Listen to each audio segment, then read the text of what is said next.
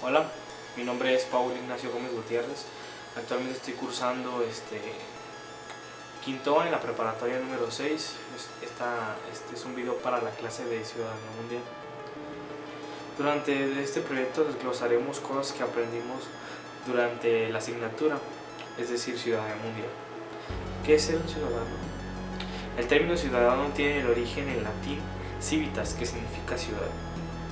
Ese término en Roma estaba permitido solo para algunas personas, hombres no esclavos y mayores de edad. Las demás personas, como mujeres, esclavos y extranjeros, tenían menos derecho. Durante la Edad Media el concepto de ciudadanía no tenía verdadera importancia sino hasta la Ilustración, dada a finales del siglo XVIII. La Declaración de los Derechos del Hombre y del Ciudadano en 1789. Esta establece que por su condición humana, el hombre goza de derechos y libertades. Fue el primer documento en establecer algunas características modernas de la ciudadanía. Actualmente un ciudadano requiere comprender la sociedad en la que vive, conociendo sus deberes y derechos, además de las diversas formas de participación. Un ejemplo aquí en México es la votación por un candidato cada 6 años. La Edad Moderna puede definirse como el tercer periodo histórico, comprendido entre los siglos XV y XVIII, la época que sucedió en la Edad Media y que se marca como percusión en la Edad Contemporánea. Cabe destacar que en este espacio temporal tuvieron muchos cambios relacionados con los valores de la modernidad, muchos de los cuales siguen vigentes el día de hoy. La fecha de inicio de la Edad Media, el 12 de octubre de 1992, el descubrimiento de América por parte de Colón. Los cambios políticos fueron cambios máximos de la Edad Moderna. Un sector de la propiedad que fue avanzando escalones hasta llegar a asumir el control político en una sustitución de la antigua aristocracia. El clero y la iglesia quedaba en un segundo plano y la revolución política y social se convirtió en una realidad de 1789. Una época en la que los reyes de Francia serían decapitados y el pueblo asumiría el mando, convocando la Revolución Francesa. En el cambio económico de la Edad Moderna se define como una de las épocas en la que se plantean los mayores cambios de la historia. Unas alteraciones que trajeron rasgos negativos, ya que comenzaron los primeros años en la que la esclavitud se convirtió en una norma básica para los grandes países del mundo. Aunque sin duda la revolución industrial fue el hecho histórico que supuso los cambios en el ámbito monetario. Los movimientos artísticos están en pleno auge durante la Edad Moderna, movimientos estéticos tan conocidos como el neoclásico, el renacimiento o el barroco llenan el mundo de nuevas técnicas y precisas, obras de arte tanto en el plano arquitectónico como en la pintura. El teatro, la literatura, la música son otros planos destacados en una época en la que el artista rechaza todo lo medieval y se centra en la búsqueda de los sentimientos. ¿Qué es un conflicto social?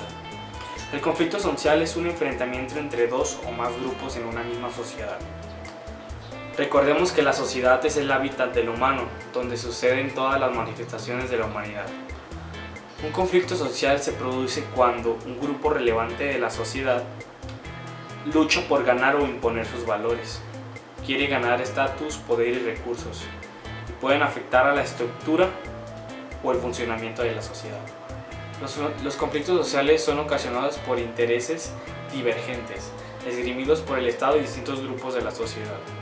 Por lo general, los reclamados van dirigidos al Estado, a las autoridades competentes, ministerios del trabajo, de salud y de educación. Un conflicto social se exterioriza en grandes manifestaciones, en concentraciones multitudinarias de gente. Las marchas, las protestas y las manifestaciones son la cara visible del descontento. Cuando un conflicto social estalla, puede haber saqueos, cortes ilegales de calles y violencia contra las personas. Cuando la violencia se desata, para un gobierno es difícil controlarla.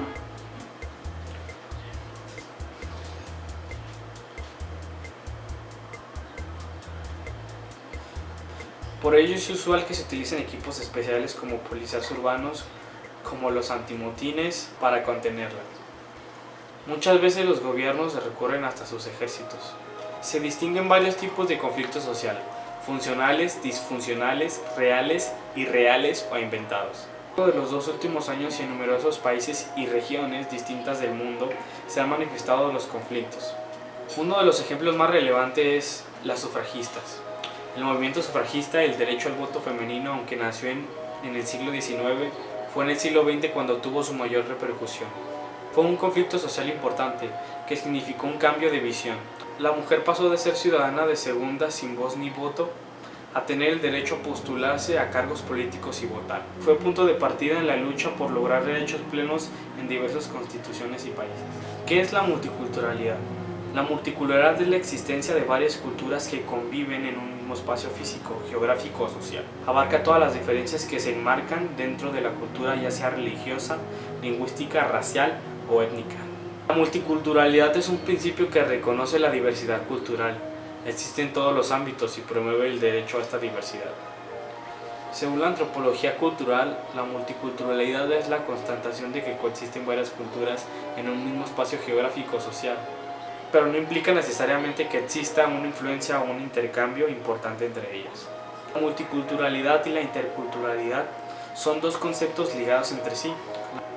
La interculturalidad se refiere específicamente a la interacción e intercambios entre estos diferentes grupos y comunidades.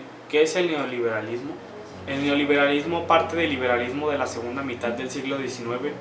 Su principal representante fue Adam Smith, quien lo describe como una tendencia que abriga la idea de que la economía tiene su orden natural, por lo que el Estado no debería de intervenir en asuntos económicos. El neoliberalismo busca tres principios fundamentales: la libertad personal, la propiedad privada y la iniciativa. Por otra parte tenemos la globalización, que por definición se considera como la integración internacional de lo que es un país consolide, la apertura de su mercado hacia el resto del mundo, importando y exportando materias de productos y promoviendo las inversiones extranjeras y la entrada del capital extremo. Por desgracia, el concepto de globalización ha beneficiado solo a ciertas concentraciones de poder privado, quienes son denominados amos de la humanidad, por enorme interferencia que tienen los asuntos políticos, económicos y sociales de un país, y ni cabe mencionar el impacto que tiene hacia el medio ambiente. La privatización de empresas estatales atenta directamente a la calidad de vida de los ciudadanos, aparte de que la globalización y el neoliberalismo nos mantiene económicamente dependientes de un capital extranjero. Ya han aumentado la deuda externa año tras año. Como ejemplo tenemos el caso de la venta de nuestro petróleo crudo, que nos han comprado en un precio muy inferior a lo que compramos ya procesado. Esto nos hace que el precio de los combustibles que ocupamos en el desarrollo de nuestras vidas diarias aumente año tras año. La identidad nacional y la identidad global es un sentimiento de pertenencia a una colectividad histórico-cultural definida con características como el idioma, las costumbres y las organizaciones sociales. Cada nación ha elegido símbolos que representan su identidad. Todos los estados-nación tienen entre ellos una bandera, un escudo y un himno nacional. La constituyen todos los aspectos culturales, políticos, económicos y sociales. La identidad personal, a lo que se refiere a la globalización, interviene en la búsqueda de la diferenciación individual y al mismo tiempo la pertenencia a una comunidad.